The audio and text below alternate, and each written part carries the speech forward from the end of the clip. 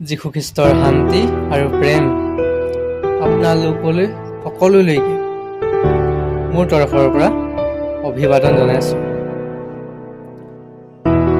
ঈশ্বৰৰ বচন, ঈশ্বৰৰ বাণীত লিখা আছে থেছালিয়নকা পত্ৰ অধ্যায় 5 वचन 16 to 18। आप लोग सदा आनंदित रहे, निरंतर प्रार्थना करते रहे, सब बातों के लिए ईश्वर का धन्यवाद दें, क्योंकि आप लोगों के विषय में ईश्वर की इच्छा ही है। আমি আনন্দত থকাটো ঈশ্বৰৰ ইচ্ছা আৰু সকলো ক্ষেত্ৰতে ধন্যবাদ দিয়াটো, আমাৰ ভাল হওক বেয়া হওক, দুখ হওক সুখ হওক, মানে সুখৰ সময় হওক দুখৰ সময় হওক, সকলো সময়ত ঈশ্বৰক ধন্যবাদ দিয়াটো আমাৰ ঈশ্বৰে বিচাৰে, সেইটো ঈশ্বৰৰ ইচ্ছা হয়। আৰু ঈশ্বৰে কৈছে যে সকলো সময়তে আপোনালোক আনন্দত ৰাহে। আমি আনন্দত থাকোঁনে?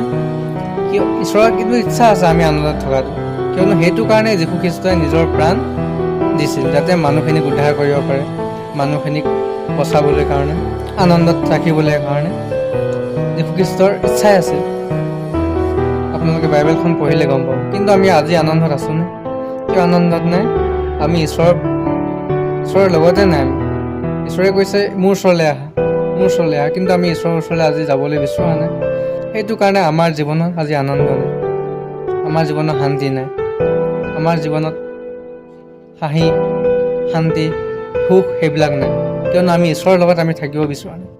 যিদিনাখন আমি ঈশ্বৰৰ লগত থাকিম, সংসাৰৰ সকলোবিলাক মায়ামোহ বাদ দি কিনে আমি ঈশ্বৰৰ লগত যদি থাকোঁ, যদি ঈশ্বৰৰ লগত থাকোঁ, তেন্তে ঈশ্বৰে প্ৰচুৰ পৰিমাণে ভৰপূৰ মাত্ৰাত আমাক দিবলগীয়াখিনি দিব, শান্তি দিব, আনন্দ দিব, সুখ দিব। আৰু সাংসাৰিক যিবিলাক বস্তু আছে, খোৱা বোৱা বস্তু হওক, জীৱন ধাৰণ চলিবৰ কাৰণে যিবিলাক বস্তুৰ দৰকাৰ হয়, সকলোবিলাক দিব। কিন্তু আমি যদি ঈশ্বৰৰ লগত থাকোঁ, তেন্তে আনন্দ, প্ৰেম, শান্তি এই সকলোবিলাক আমি পাম। কিন্তু আজি আমি এইটো কাৰণে বঞ্চিত হৈছোঁ যে আমি ঈশ্বৰৰ লগত নাই। আমি ঈশ্বৰৰ লগত যেতিয়ালৈকে থাকিম, আমি সকলোবিলাক পাম, সকলো। ঈশ্বৰৰ ইচ্ছা সেইটো যে আমি সদায় ভালকৈ থকাটো। কোনোবাই ভোকত মৰাটো ঈশ্বৰে কেতিয়াও নিবিচাৰে, কোনোবাই খাবলৈ নোপোৱাটো কেতিয়াও নিবিচাৰে। ঈশ্বৰে সেইটোৱে বিচাৰে যে মোৰ লগত থাকক, তুমি সৰ্বপ্ৰথমে তোমাৰ ঈশ্বৰ ৰাজ্যৰ ধাৰ্মিকতা বিচাৰ কৰা, বাকীবিলাক বস্তু তুমি সকলোবিলাক পাই যাবা। সেইটো কথা কৈছে। ঈশ্বৰে সেইখিনি দিবলগীয়াখিনি দিব, খালি আমি ঈশ্বৰৰ ৰাজ্য আৰু ধাৰ্মিকতা বিচাৰ কৰিব লাগে, আমি বিচাৰিব লাগে, তেতিয়া আমি সেই সকলোবিলাক পাই যাম। কিন্তু আজি সেইবিলাক আমি নিবিচাৰে কাৰণে আমাৰ জীৱনত কি আছে? দুখ, যন্ত্ৰণা, অশান্তি, কোনোবাই ধকা দিছে, কোনোবাই আমাক হামলা কৰিছে, মাৰিছে, আক্ৰমণ কৰিছে। আমাৰ জীৱনত অশান্তি নামি আহিছে, আমাৰ জীৱনত বেমাৰ নামি আহিছে। কেলৈ নামি আহিছে? আমি ঈশ্বৰৰ লগত থকা নাই। আমি কাক প্ৰশ্ৰয় দিছোঁ? আমি পাপক প্ৰশ্ৰয় দিছোঁ, যিটো নেকি ঈশ্বৰে বেয়া পায়, পাপৰ পৰা এৰি যীশু খ্ৰীষ্টই কৈছে মোৰ ওচৰলৈ আহা, আমাৰ লগত থাকা, তেন্তে তুমি শান্তি, প্ৰেম, আনন্দ সেইবিলাক পাবা।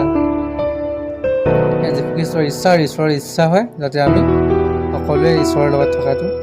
সেইটো কাৰণে মই প্ৰাৰ্থনা কৰিছোঁ সকলোৰে কাৰণে, যাতে সকলো মানুহে ঈশ্বৰৰ লগত থাকক আৰু ঈশ্বৰৰ প্ৰেম, ঈশ্বৰৰ শান্তি অনুভৱ কৰক, তাকে মোৰ কামনা।